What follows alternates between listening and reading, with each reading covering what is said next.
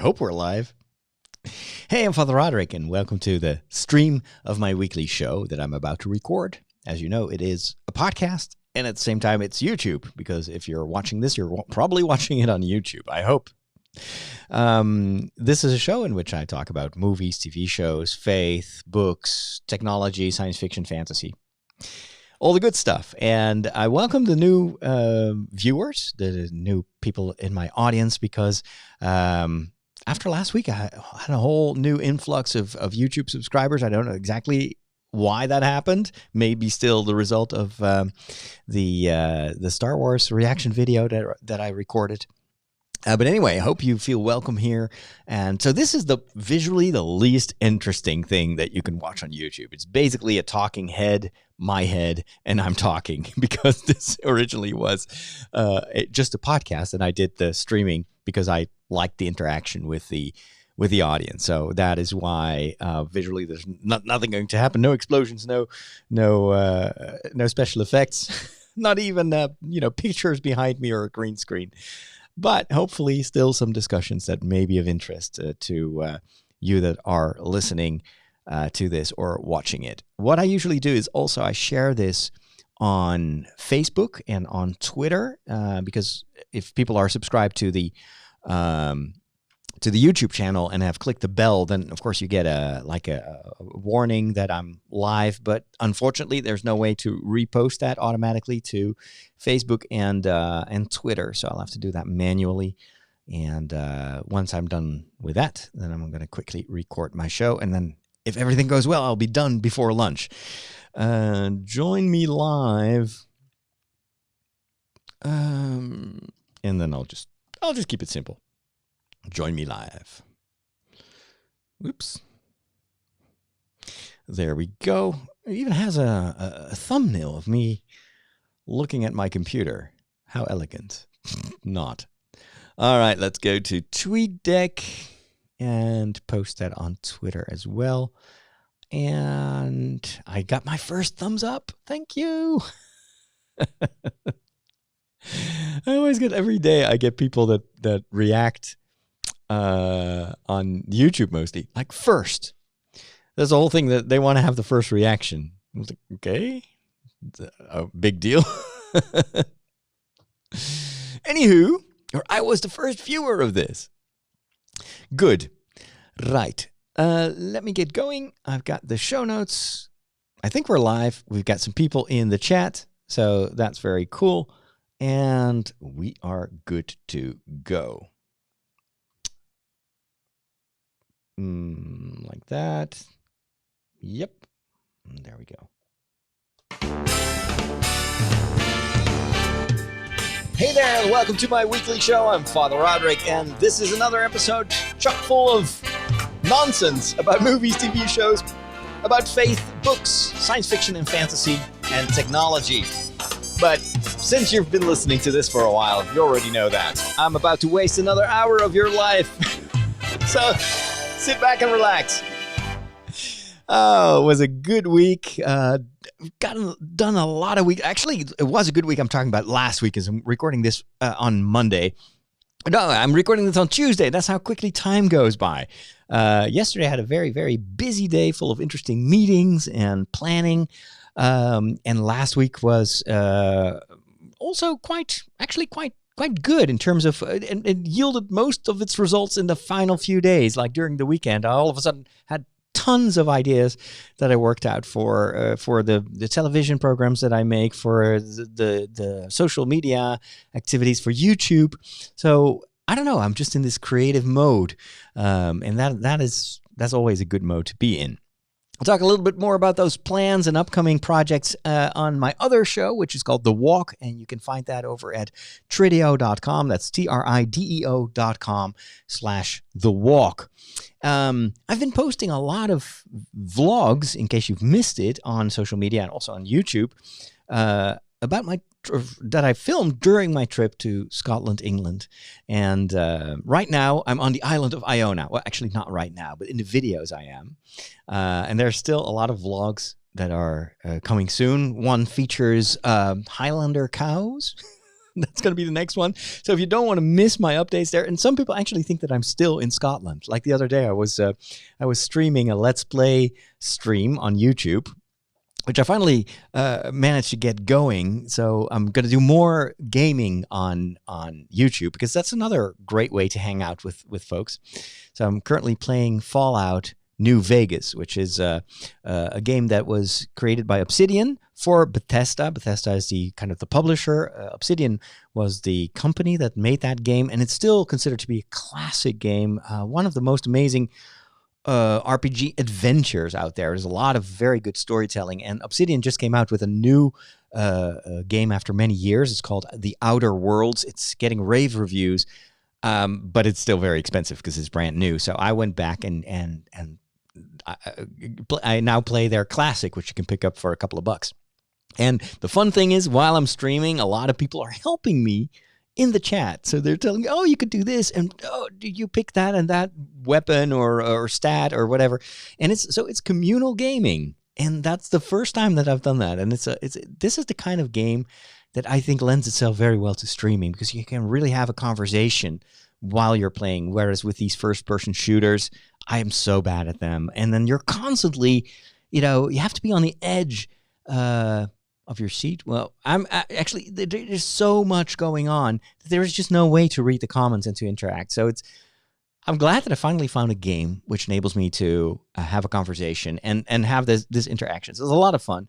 But some people told me, look, how can you be streaming this game when you're on the island of Iona? Are you in a bed and breakfast or something like that? I was like, no, I'm already home. This is stuff that I filmed but couldn't upload at the time, because there are entire parts of Scotland where you have no cell phone coverage, so let alone internet coverage. So I decided to just film everything, and now I'm posting it. So go over to Father Roderick on YouTube if you want to see those videos. You know what's going on? This is what's happening in your world. Face it, Catholics rule. We got Boston, South America, the good part of Ireland, and we're making serious inroads in Mozambique, baby. You've taken your first step into a larger world. I forgot to mention that this episode is brought to you thanks to my patrons, and it's a community of people that support me on a monthly basis with a small donation, and that's how I can keep these shows advertisement free. And if you follow me on YouTube, you may have noticed also no ads. I always turn off the ads. I hate it when I'm watching a video and all of a sudden there's a huge banner like covering half of the screen, and there are all sorts of other ads. And of course, it's all, Google, so they know exactly what I've been researching during the day. So I don't want that stuff on my YouTube page. But of course, I need to somehow generate an income that enables me to do this work. And so that is why these patrons are so helpful. Literally, they're helping me do this work. And if you want to join them, go over to patreon.com/Father Roderick. And the little bit of news that I have for my patrons is that I have rethought the entire interaction with the patrons. And you know that if you sign up as a patron, you can sign up for smaller amounts to bigger amounts. And then you have these tiers. So those are kind of rewards or I always call them thank you, but it's not really a reward. People usually sponsor me because they believe in what I do and they find it important and they enjoy it. But I always want to give something back, because that's part of being a community. You share stuff. So they share something with me, I share something with them. So I already did the podcast, but I've now set up, and this is so cool, a Discord server. And if you're like me, you'd have no idea what that is. Gamers immediately know what that is. Discord is a kind of like a chat room, forum-like environment. It's free, and it's great. It's so awesome. It feels a lot like Slack, Microsoft Slack, which is used almost everywhere in so many companies. We use it also at Trideo to communicate. And so it's just as easy to use, but it is much more powerful even than Slack. And so, of course, kind of for different environment. But what I do now is if people become patrons, I'm going to give them access to that Discord server so we can have our little community, our online community, and we can chat even beyond the live streams. Because now the community meets while I'm streaming this. And if you miss it or you're too late, then there's no way to join the conversation. And I know that a lot of you are unable to view these live streams because, well, they have a life. because they have a job, because they are sleeping while I'm streaming. And with Discord, all these problems fall away. So I'm still in the process of setting that up. I've also I'm going to implement a lot of new ideas for the existing patrons. And I hope to have everything in place in a couple of days from now. So keep an eye on that. And but just to let you know, there's a little bit of news. I want the patron community to really become more of a community. And the Discord server was just one of those tools that was missing in the picture. I was like, how can I interact more with my supporters, ask them questions, they can give me feedback, ideas. Well, if you just use the patron website, it's super slow. It's kind of cumbersome to use that. It's not this direct communication. With Discord, you can totally do that. You can even have voice chats for patrons. So if you already are a patron, or if you're considering becoming one, take a look at Discord. So it's Discord. You can install a client on your computer or just a website. Create an account, and you can already, even before I'll give you the access to the Discord server for the patrons, you can already check out so many other discussion groups, and just play around with it. It's free, and it's a really, really interesting piece of software.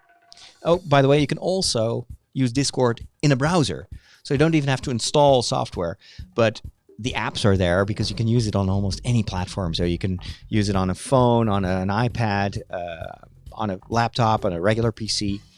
So, it was a big discovery. I always thought that it sounded something super techy and nerdy and way too complicated for simple people like me. But turns out it's actually very, very easy to install.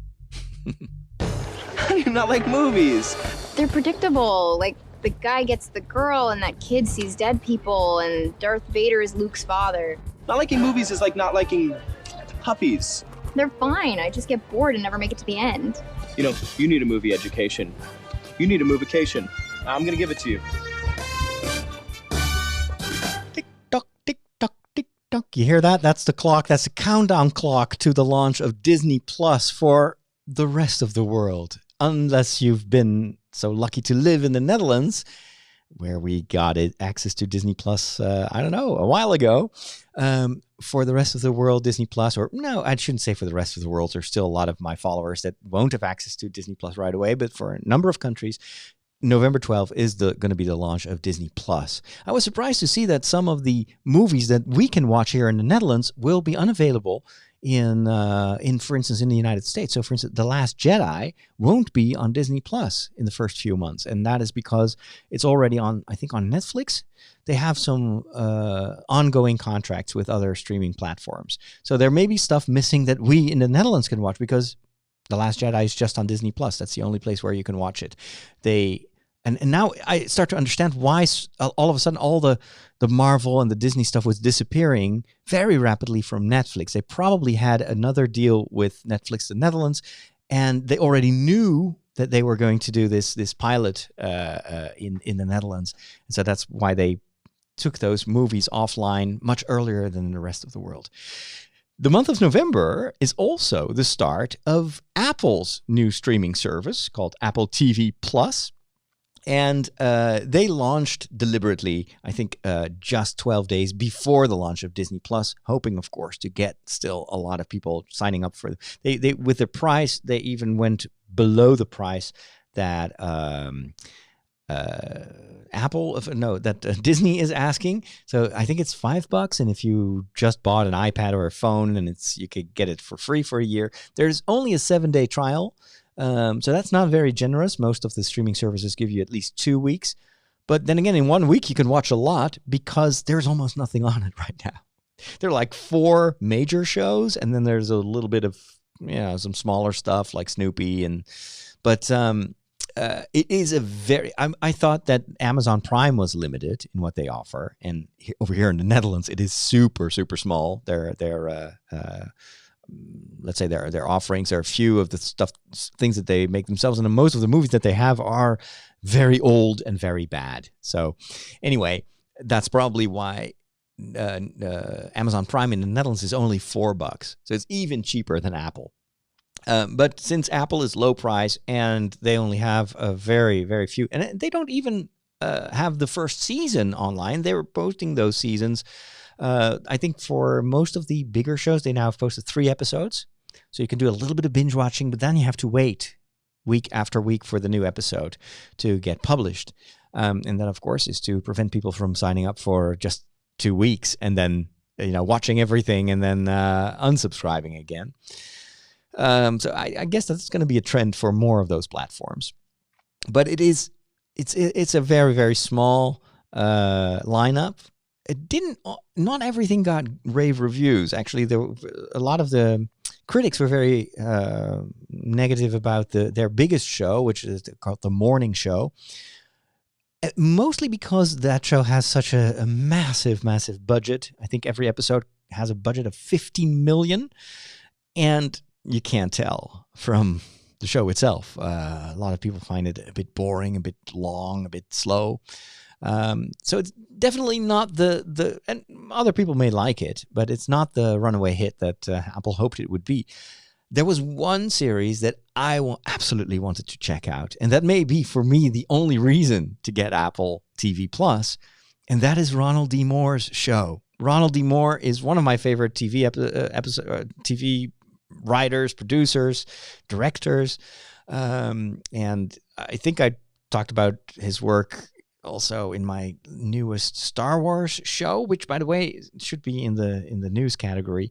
But I started a Star Wars show, a weekly Star Wars show on YouTube.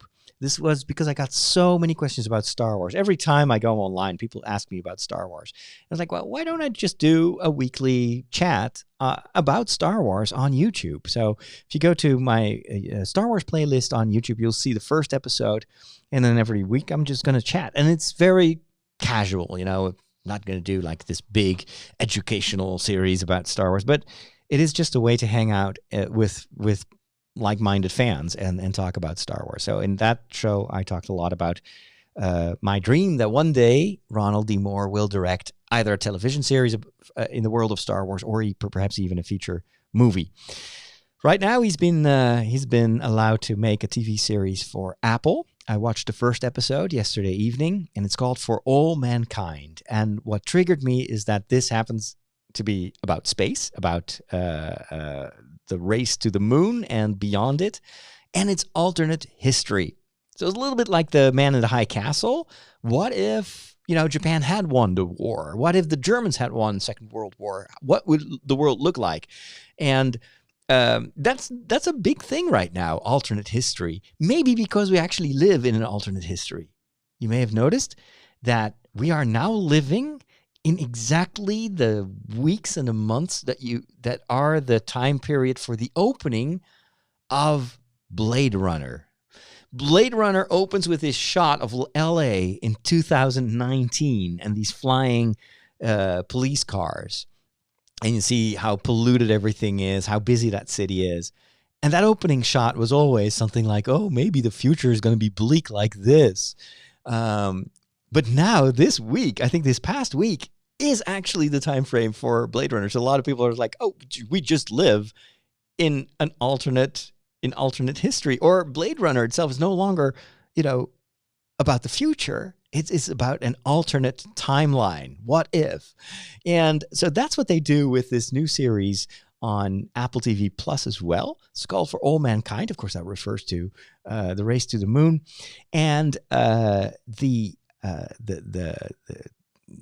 story idea is that what if the Russians landed on the moon before the Americans? What if the first man on the moon was not Aldrin and oh gosh, what's his name? Come on, why is my brain always leaving me behind when I need them? Neil Armstrong, but it was instead a cosmonaut, and that's exactly how the story opens. You see the moon landing by the Russians. And that completely changes everything. Like everyone working at NASA, preparing the next few space missions, Apollo 15, etc. It's all in jeopardy because the whole thing may well be canceled. And so the series is about what if. And what if the space race would have continued after they went to the moon. And that, I think, is so perfect for a creative writer like Ronald D. Moore. And I started watching this, and I was super excited about the way the whole show looks. This looks like classic quality sci-fi TV. It's very well produced. It's very well acted. And it has this Ronald D. Moore flavor to it. And I miss that. I totally miss. But the first half hour of the show, I was like, I can totally tell that this is Ronald D. Moore. He not only produced the show, but he also wrote the show with a few other writers. And you can tell it focuses on characters. You care for what happens to them. It's believable.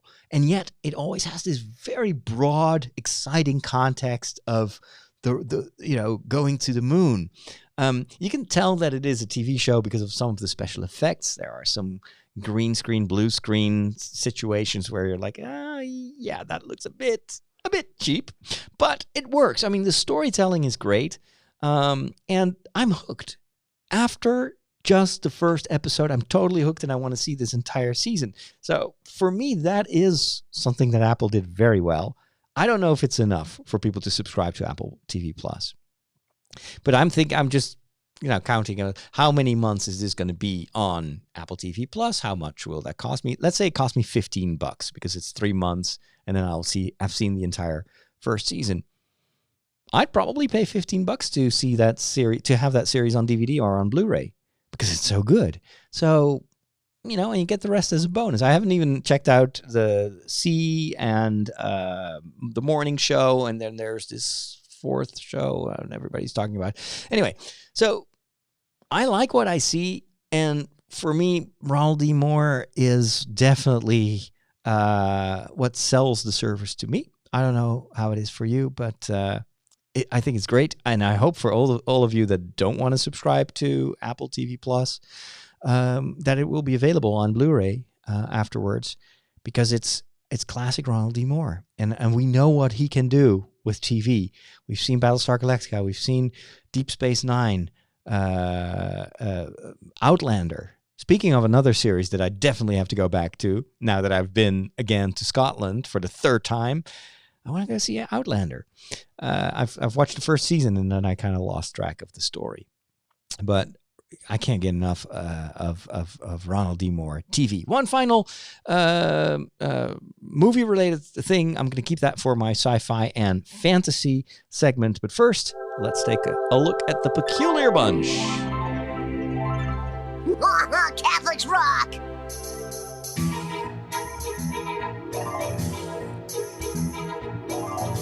And here at the Peculiar Bunch, we're always happy to tell you everything you always wanted to know about Catholics and their strange Christian traditions, but you were afraid to ask. Catholics can be a peculiar bunch. No meat on Friday. Oh, meat? What do they eat? Light bulbs? And today I want to go back to a very important topic, and that is the relationship between faith and science. Man, you guys got more crazy rules than Blockbuster Video. So as a child, I was a massive fan of the series made by Carl Sagan. And I'm talking about prehistoric times when you all weren't even born yet.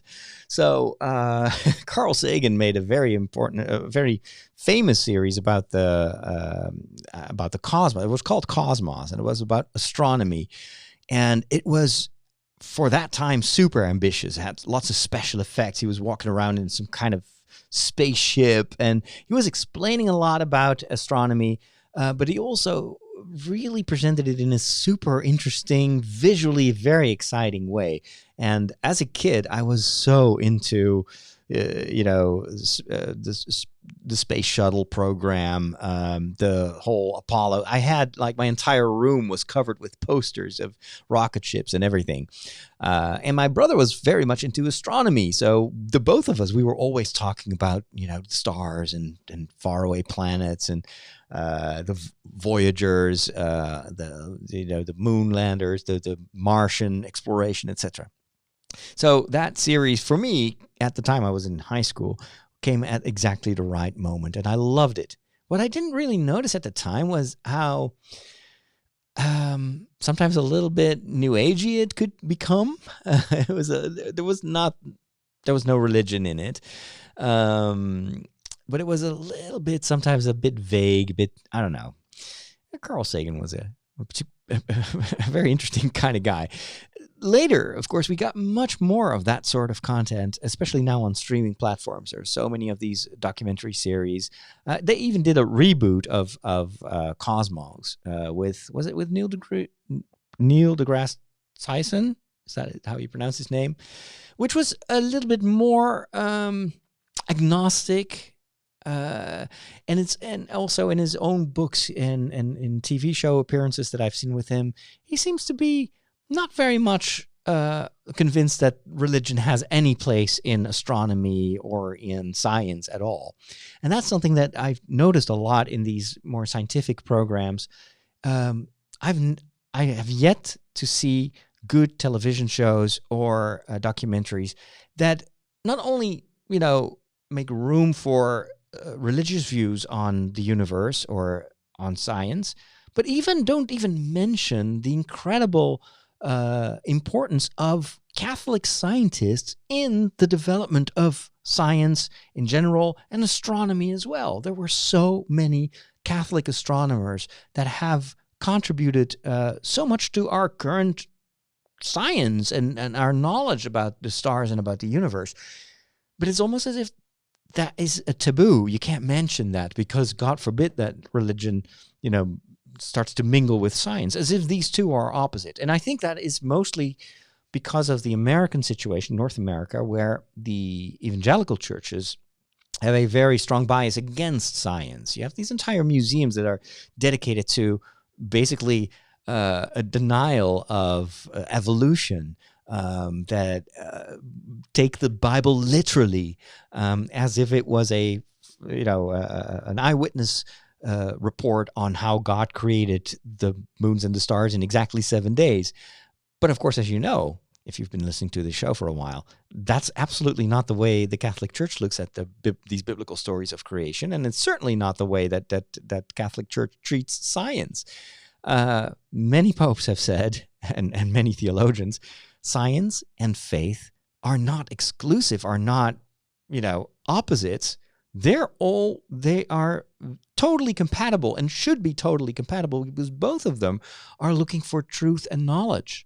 It's that science talks about empirical things that we can see, touch, measure, calculate, whereas theology, religion, talks about meaning. Why? About what? Where to? What is the purpose of this? That is something that a scientist can never say. A scientist can describe what's happened, can explain it, can analyze it, can speculate on the basis of what we know and figure out things just by using your brain. But a scientist can never say, well, what is the purpose of all of this? And that is, and religion, that is why you shouldn't take, let's say, a religious book like the Bible as a scientific book, because that's not what religion is for. But the two of them, they can never contradict each other. And then I think religion, in the Catholic view, always is the humble party. Always, whatever we discover and we didn't know yet, we can't deny that just because it doesn't fit our current worldview. And look at the way the Catholic Church has evolved over time in accepting what astronomers found and what they were able to prove. And of course, there's always, at first there's like the world, or our whole worldview changes and we need to adapt. And then the church is also a human institution. There is this defensive attitude among some of them. But over time, church has always welcomed science. That is, I think, what explains also the current attitude of the Catholic Church towards the environment and climate change. The Catholic Church is not ideological in that, even though it's been accused by certain groups of being very partisan, very liberal, and they use all sorts of political terms for the church. But the Catholic Church looks at science like we all are supposed to do. And science proves that our climate is changing. There are things you can't deny because they're scientifically proven, and you have to take that into account. And you need to adapt your worldview and also your behavior if you don't want the results that science predicts will happen based on what we already know. So the Catholic Church is very, very not only just open for science, but a promoter of scientific research and also promoter of astronomy. I was talking about that just the other day during a meeting between the bishops and the representatives of the broadcasting company that I work for, the Catholic Protestant Broadcasting Company on Dutch TV. And one of the bishops said that he noticed that there's almost no science on TV anymore. There are no documentaries, there's no scientific debate. And that is, I think that's true. It's because science doesn't always yield the best numbers in viewership. Doesn't mean you don't have to do that, especially if you're public television, public radio. Then you also have an educational task or mission. And so they were kind of brainstorming on what could we do. And well, at least the bishops were brainstorming. And then, of course, they come up with these ideas because they don't work in television. We could have a debate between, let's say, a Catholic scientist and an atheist scientist. And you could have a very interesting discussion. And I'm thinking, well, that doesn't make for a good TV show. That's not going to fly.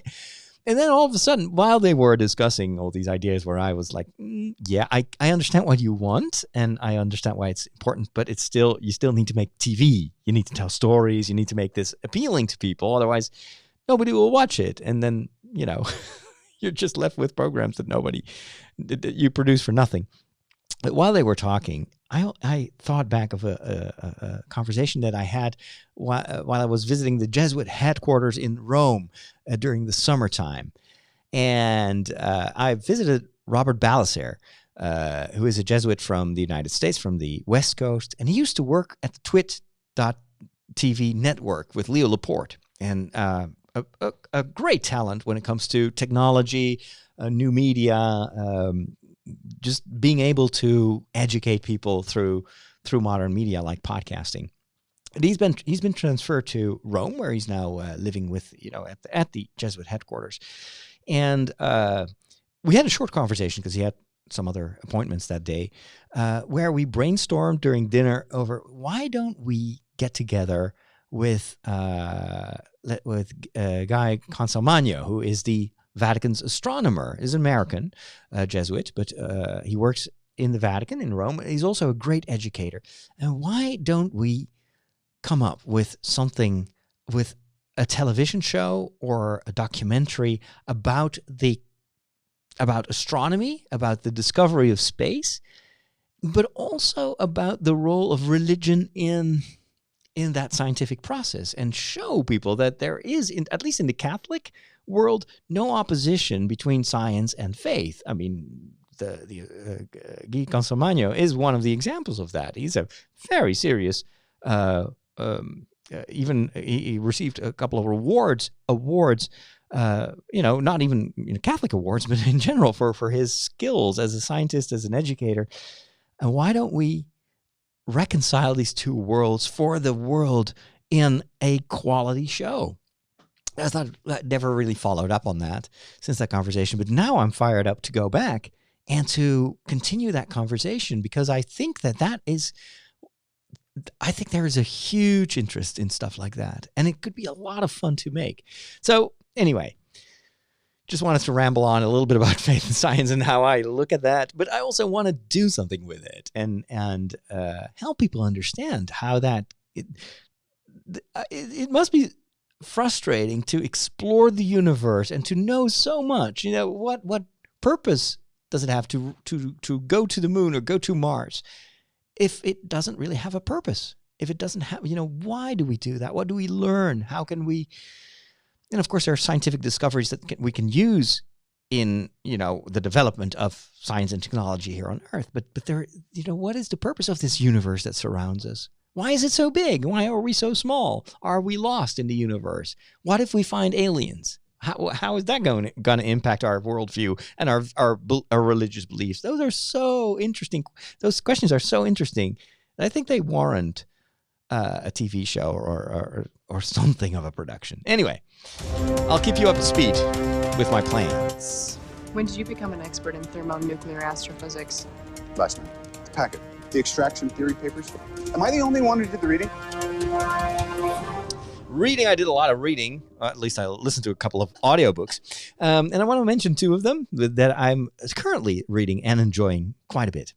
The first one is written by one of my favorite comedians. She had the main role in Parks and Recreation, that I'm currently watching on Amazon Prime, and it's hilarious. And it is Yes, Please. It is an autobiography, and it's so funny. And it's very, very personal story of, just random stuff, but it's making me laugh quite a bit. And I always like these insights in kind of the personal lives of the people you only know from their characters. And then, of course, there's always a little bit of something in common with the character that they play. Most of the time, there is a synergy between the real person and the character they play.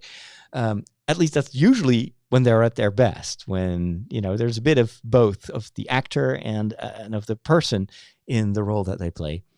So I'm really enjoying that. It's so super funny. And then I'm reading another book at the same time, and that is maybe the best Star Wars book that I've read so far. You know that Star Wars is not just the movies and TV shows, also has this expanded universe where writers for a couple of decades, have been writing expanded stories based on kind of the canon that we knew of the movies. And then just continued the stories of Luke Skywalker and Leia and Han and their kids and whatnot. Now, a lot of that expanded universe has been negated by Disney when they took over. They stopped that particular canon and started an alternate canon, like an alternate timeline. And then the existing stories were relegated to the mythology of Star Wars. So it's like more of kind of like a what if status. And then because they wanted to go in a different direction with the sequels to Star Wars, they developed this new canon timeline where writers are again invited to reestablish the canon. And they one of my favorite writers, or maybe Timothy Zahn is also one of my favorite writers in that expanded universe. But Claudia Gray is maybe what I enjoy reading even more than Timothy Zahn. She has such a good grip on the character development. And Star Wars is all about the characters. It's not about the spaceships or the special effects or the lightsabers. It's all about the people that inhabit that universe, and you want to have a connection with them. And she goes back to the story of Qui-Gon Jinn and his apprentice Obi-Wan Kenobi, or Ben Kenobi. And this takes place before the events in The Phantom Menace. And we learn more about that relationship between the master and the apprentice. And it's so well written. And not only well written, it's also read very well. This is where I think the audiobook definitely has an edge over the written version, because the guy who who reads the story nails his impression of Liam Neeson. The voice is almost identical. It's like, it looks like it sounds as if they took sound clips from the movies, but I know that they didn't. And then he also does a very, very good Obi-Wan Kenobi and Ewan McGregor. And that alone makes this audiobook so fantastic, because you're like, wow, I see a movie in my head. That is how well it is read. And the story is gripping. Sometimes with these expanded universe books, the first chapter is like, ugh. Come on, guys, get it over with. Or you're introduced to a lot of new characters, like 5 aliens, 3 ambassadors, 2 Nemoidians, and then they're like, I'm confused, and who is everyone, and I don't know anyone in this story. That's how I usually kind of stop reading books. This one is straight into a familiar situation. It is Obi-Wan Kenobi with his master, Qui-Gon Jinn, in a negotiation setting with a Hutt. I think, yeah, it was with a Hutt. So you're like immediately blending the scenes on the Nemoidian Trade Federation ship and the scenes of Luke Skywalker negotiating with Jabba the Hutt in The Return of the Jedi. You kind of your brain merges that together, and you're watching a movie, and you feel this is familiar. This is something that I could have seen in a movie form. I haven't. But that's how I can connect immediately to the story, and I want to know what happens next. So highly, highly recommend it. It's called Master and Apprentice. So far, it's my favorite book written by Claudia Gray. And with that, I don't know what the next topic is going to be.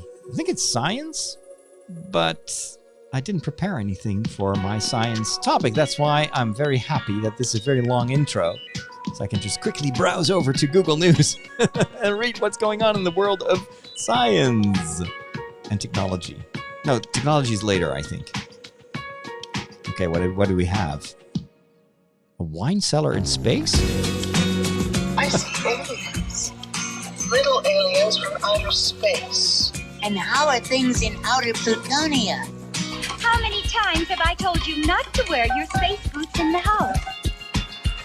Go to shape I'm in, you can donate my body to science fiction. Get your suit on! We need ya! So if we ever encounter aliens in space, then we now have a drink to pour them to toast on our future collaboration.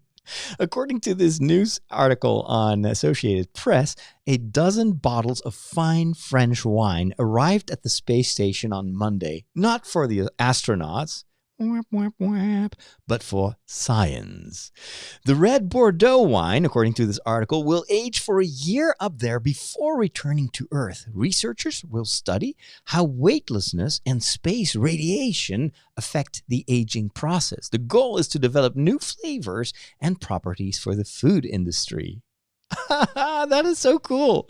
Each bottle is packed in a metal canister to prevent breakage. Yeah, that would be a shame if it arrives and then it's all broken. Universities in Bordeaux, France and Bavaria, Germany are taking part in the experiment. The experiment stems from a Luxembourg startup. Winemaking uses both yeast and bacteria and involves chemical processes, making wine ideal for space study, says one of the researchers. In a company video. The space-aged wine will be compared to Bordeaux wine of the same origin, probably on Earth. And what's left will go to those who helped pay for the research, according to a company spokeswoman. That's why there are 12 bottles. They probably just needed one, and then the 11 scientists are like, okay, can we put another bottle in there? I mean, a bottle of wine that has aged in space. Imagine how much money you could make on eBay. As for high-flying wine cellars, this actually isn't the first. A French astronaut took along a bottle of wine, why am I not surprised, aboard Shuttle Discovery in 1985. I've got a very important scientific experiment in the form of this bottle, and the experiment requires me to take a sip every day with a bit of cheese after dinner. And while you suck on your astronaut food, I will celebrate my time in space in the only proper way to do it, the French way. We are on the cutting edge of technology. Wow. Well, what does that mean? Plug it in. It's going to say, hey, I see you plugged in a new device, and it's going to load in the appropriate drivers. You'll notice that this scanner built, whoa. Well, all your technology stuff, it just ends in disaster. But there is one more thing. Hey, there should have been one more thing in the previous topic about science and science fiction, and that is the news about Fantastic Beasts finally getting greenlit for production, and it will start next year in 2020. Of course, Fantastic Beasts and Where to Find Them is the sequel. Well, actually, those are prequels, but taking place in the Harry Potter universe. And the franchise was a little bit in trouble because the last movie, the second one in the Fantastic Beasts series, didn't perform very well at the box office. They brought in a new screenwriter, an extra screenwriter, because J.K. Rowling had been writing the screenplays for the first two movies, but they brought back the Harry Potter screenwriter, Steve Kloves, to rewrite and continue to develop the story for the third movie. Steve Kloves helped to adapt the original Harry Potter books into films, and there are many interviews available on the, let's say, the extras on the DVDs and on the Blu-rays, and he seems like someone who's just a really good storyteller, not necessarily someone who is very versed in the world of Harry Potter, but he knows what makes a good story, and I think that sometimes J.K. Rowling kind of got carried away with all the chess pieces she was putting into place in the second movie, and that's why it didn't really work that well, because it was just putting stuff in place for future developments, and that never makes for a good story. It's very hard to pull off a a middle movie.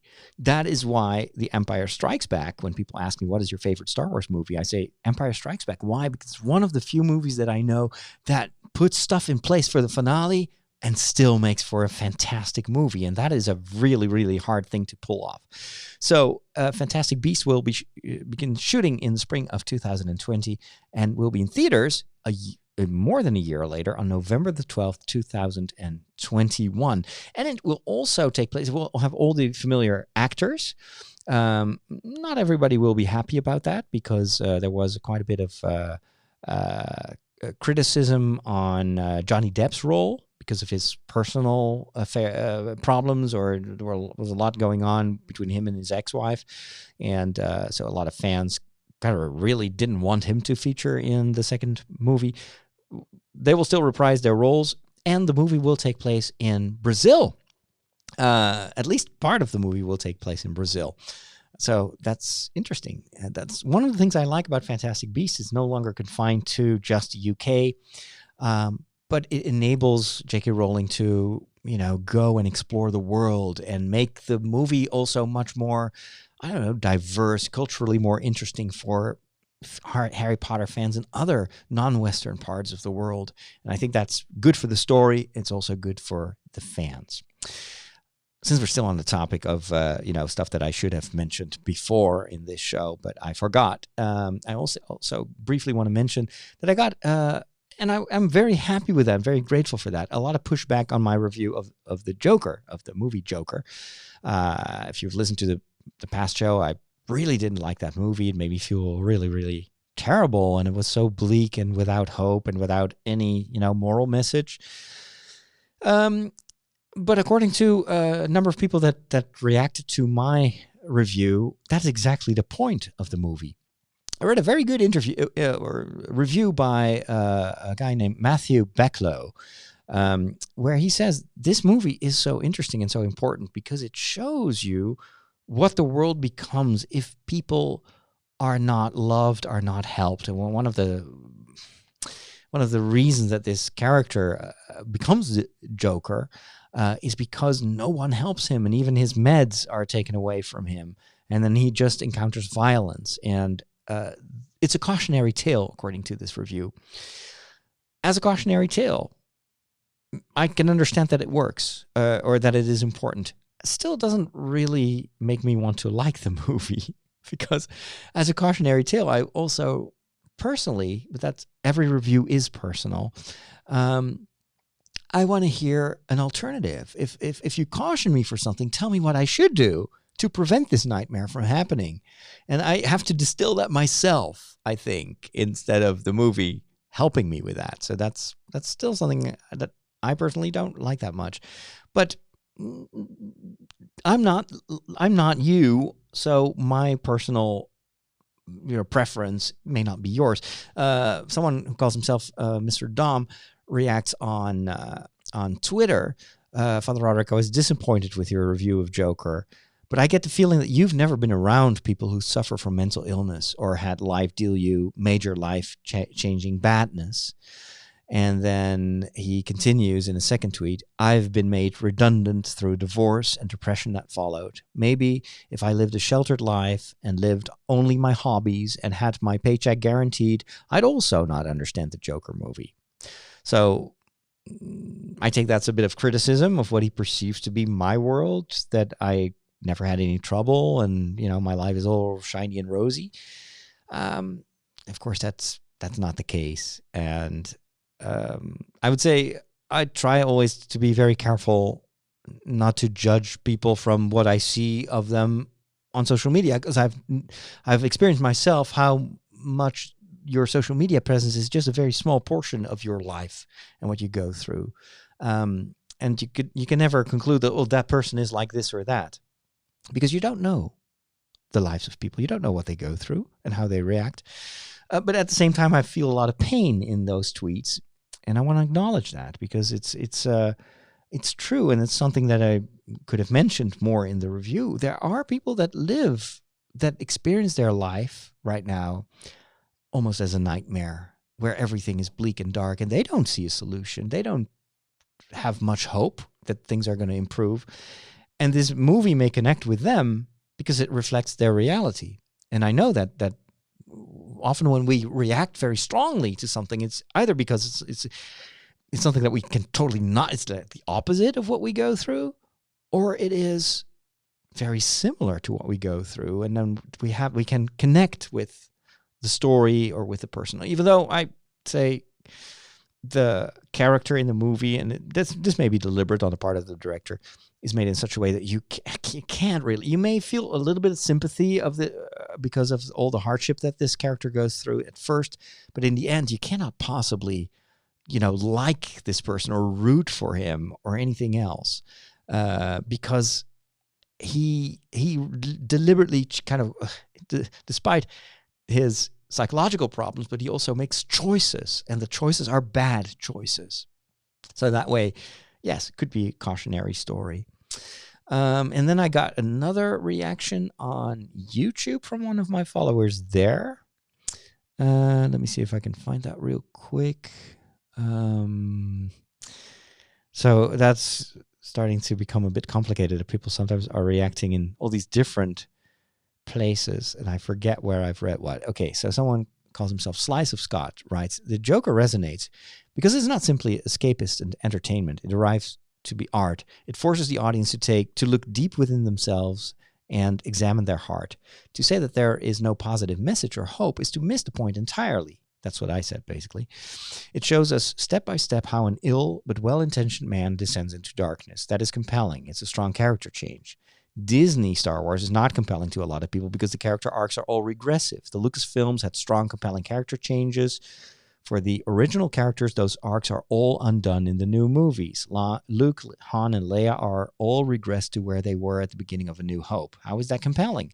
Especially when there is screen time dedicated at showing us why they devolved. I don't agree with that at all. Sorry. I mean, for me, the sequels actually show how much these characters have grown in different ways. I mean, Luke, definitely not regressive at all. He has learned a hard lesson of being, thinking that he was the savior and that the Force would help him to fix the universe. And then he encounters his own miserable failings and his own limitations and his sin in a certain way. And that makes him what he is in The Force Awakens. So, talking about an interesting story arc. Leia, we haven't seen the end of her story arc, but she's definitely no longer the Leia that she used to be. She is a grand lady. She's she's the princess that she couldn't be when she was so young. But there is something, there's a royalty in her that comes from beyond her own powers. It's the Force that is in her. And her leadership has only grown because of the charisma that the Force gives her. And Han Solo is maybe the only regressive character in a certain way in his behavior. You see that he kind of tried to go back to his old smuggling ways, but then that is how he fails his family. That is how he is maybe co-responsible for the dark direction that his son Kylo takes, or Ben takes. So, and then also, I think that Han Solo makes a very interesting character development in his whole attitude towards the Force. He goes from, it's all hokey religions and just give me a blaster instead of a stupid lightsaber, to, it's true, all of it. He becomes a believer. I mean, that's a very interesting story arc. And plus, he sacrifices his life, he risks his life to win back his son. I mean, talking about a story arc. I mean, I don't know. So I don't agree with that take on Star Wars. But anyway, the point that Slice of Scott wants to make is the Joker is dark and scary, I'm quoting here, but so are the times in which we live. Star Wars should be counter-programming to Joker, but Star Wars fails to be compelling in ways Lucas movies were. Joker strikes chords deep within us. The moments haunt us and force us to confront our behavior. What are we doing to contribute to making people monsters? This would have been an excellent topic for a new Star Wars to tackle. What turned Solo and Skywalker kids to the dark side? Well, isn't that what The Last Jedi does? And what these sequels try to do? They try to show us that Kylo may have never been Kylo Ren if not for the failings of his father, of Luke Skywalker. That makes it interesting. The only redeeming character that may be able to redeem is his mother. Continue to love her son. That's maybe how the story is going to end. I don't know. But the question there is what Star Wars does or tries to do, and maybe not successfully for all the Star Wars fans, is to do a counter-programming to the desperate hopelessness of a movie like Joker. It's like the one phrase you always have to remember in the Star Wars fairy tale is, there is still good in him. That's what Luke says about his father. There is still good in him. So even if someone falls from grace, that person, as long as he is alive, can be redeemed. But it's all up to the personal choices of those people. Do they want to be redeemed? Do they still have an opening in their heart? The Emperor clearly has not. He's the devil because there is no love at all in his heart. It's completely closed. Kylo, he's in between. Is he still redeemable? That's the story. So it's a story about hope. Star Wars is always about hope. So I think Star Wars is counter-programming to the hopelessness of Joker. And if I have to choose between the two, I choose for Star Wars. I choose for hope. Because that is what gives me energy. That is what helps me to want to turn the world into a more hopeful place. And I think it's more, I don't know, gives me more energy than a movie that just tells me how terrible the world is in which we live. I already knew that. What are you going to do about it? That's the question. And not the question just of culpability. Like, what did we do to create these monsters? Of course, that is examination of conscience. But after it's like confession in the Catholic Church. It's not just pondering on your failings and your sins. The sacrament of confession, of reconciliation, is also about resolve. I regret this, and I want to change my life, and I need energy and help and forgiveness to do that. And I will make the firm resolution to never go back to this darkness. For me, that is what I miss in Joker. And maybe it wasn't the purpose of the movie. But, well, maybe this explains a little bit why I reacted, why I gave the review that I give. I also understand where people come from when they say that The Joker is an important movie and is making a very important point. All right, this was supposed to be the technology section, but I completely messed it up by talking about movies again. And the only thing I wanted to mention in this tech section is that Google has bought Fitbit. And as an owner of a watch that runs on Google, on the Google mobile OS, I couldn't be happier because that means that Google wants to invest in wearables. For a while, it looked as if, that was basically a lost cause because Apple dominates the market with the Apple Watch. And that's never a good thing for consumers, even if you're an Apple fanboy. If you want the Apple Watch to become better, it needs strong competition. And I think with the Fitbit takeover by Google, there is a chance that at least Android-powered devices will become more versatile and will push Apple also to innovate. That's what I hope, at least for all of us, because, well, you need a little bit of competition to move things forward. Thanks for listening to this episode. As usual, I am also back with more content for my patrons because they get an extra podcast that I record right after this show, and then I reply to the comments that are posted in the stream. But that's if you support me. Just go over to patreon.com/Father Roderick. See you next week.